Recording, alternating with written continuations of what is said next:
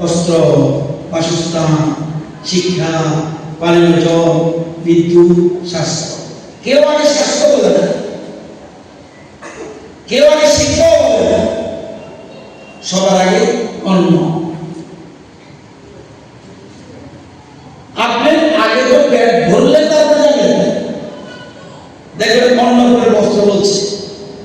এখন আমরা বস্ত্র করি, আদিম কালে করতো বস্ত্র করতো কি করতো, তাই পরে অন্ন।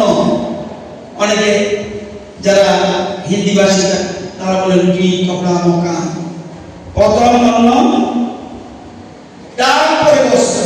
আমি যদি বাঁচি তাইলে আমার লজ্জা দেওয়ার দরকার, আমি যদি বাঁচি তারপর আমার ঘর দরকার, আমি যদি বাঁচি তারপর আমার দরকার পানি জল, তারপর যদি বাঁচি একটু আলো দরকার, বিদ্যুৎ, তারপর যদি বাঁচি শিক্ষা,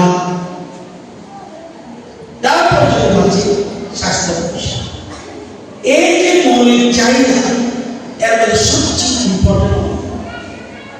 কোনদিন কোন সরকার অতীতে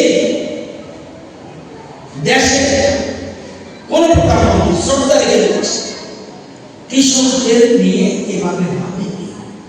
আমাদের প্রধানমন্ত্রী মোদীজি যেভাবে ভেবেছে সেটা অতীতে কেউ ভাবেনি। এই জন্য আমরা তাদেরকে চেয়ারে বসে, তারা বেঁচে থাকে, সবাই বেঁচে থাকে। সেই জন্য প্রধানমন্ত্রী বলছে কৃষকদের, অন্নদাতাদের সমস্ত সুবিধা দাও।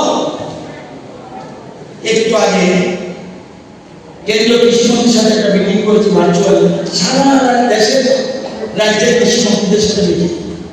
কি 29 তারিখ থেকে 12 জুন পর্যন্ত